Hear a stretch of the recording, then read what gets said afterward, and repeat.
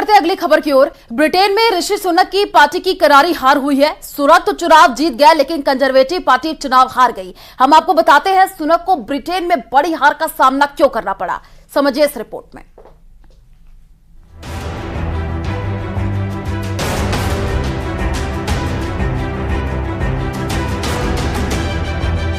Britain चुनाव में ऋषि सुनक की पार्टी की करारी हार हुई है।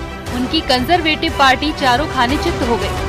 लेबर पार्टी ने 650 सीटों में से 400 पार के साथ 14 साल बाद प्रचंड वापसी की है।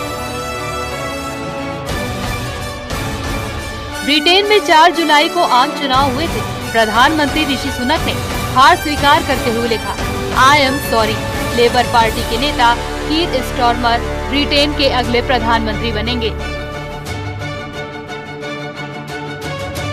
सुनक की हार की कई वजह बताई जा रही है। कहा जा रहा है कि उनकी लग्जरी भरी लाइफस्टाइल को लोग पसंद नहीं कर रहे थे, जिसके कारण लोग उन पर सवाल उठाने लगे थे।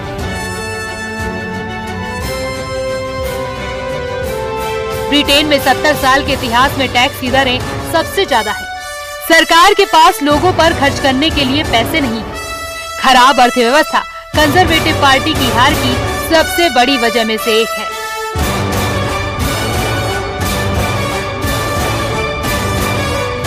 रूस यूक्रेन युद्ध के कारण ब्रिटेन ने रूस से तेल खरीदना बंद कर दिया, जिससे महंगाई तेजी से बढ़ी। सुनक की सरकार कर्ज पर सालाना 40 बिलियन पाउंड चुका रही थी।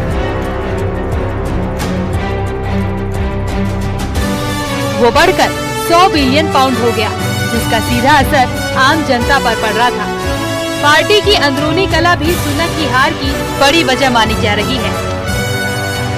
प्रधानमंत्री ऋषि सुनक की कंजर्वेटिव पार्टी पिछले 14 साल से सत्ता में बनी हुई है। पार्टी ने पिछले 14 साल में अब तक 5 प्रधानमंत्री बनाए हैं। एंटी इनकम्बेंसी को कंजर्वेटिव पार्टी की हार की सबसे बड़ी वजह माना जा रहा है।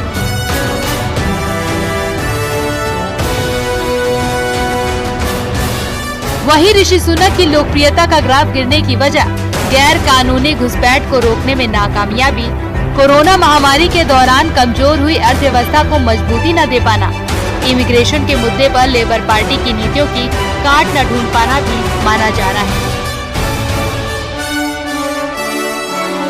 ऋषि सुनक के भारतीय मूल के होने पर प्रवासी भारतीयों को उन पर गर्व था, लेकिन जब वोट देने की बारी आई तो ऐसा माना जा रहा है कि भारतीयों ने इस इमोशनल एंगल की जगह बदलाव को वोट दिया। वजह जो भी हो, लेकिन कंजर्वेटिव पार्टी अब 5 साल के लिए सत्ता से बाहर है और लेबर पार्टी के नेता कीर स्टारमर ब्रिटेन के अगले प्रधानमंत्री बनेंगे। Bureau report, news 18।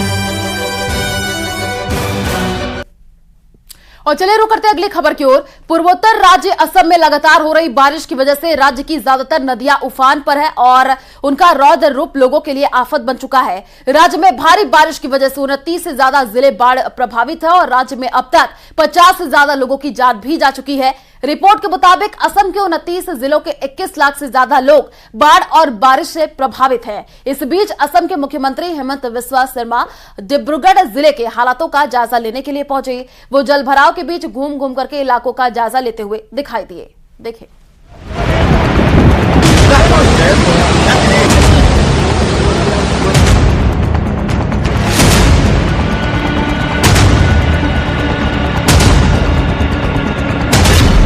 असम में बाढ़ से हाहाकार।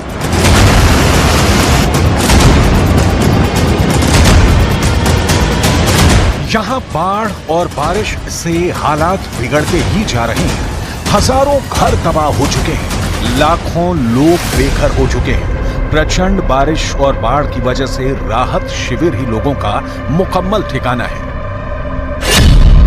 बारिश धुआंधार, 29 जिलों में बुरे हालात।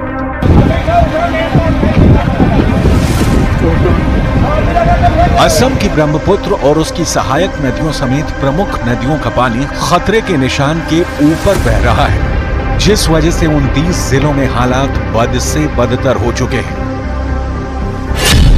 बाढ़ के कारण बरपेटा, विश्वनाथ, कछार, चराईदेव, चिरांग, दारां, धेमाजी, डिब्रूगढ़, गोलाघाट, जोरहाट, कामरूप मेट्रोपॉलिटन, कार्बी आंगलोंग, करीमगंज, लखीमपुर, माजुली, मोरीगांव, नकाम, नलबाड़ी, शिवसागर, सोनितपुर, तमुलपुर, तिनसुकिया और उदालगुड़ी जिले प्रभावित हैं।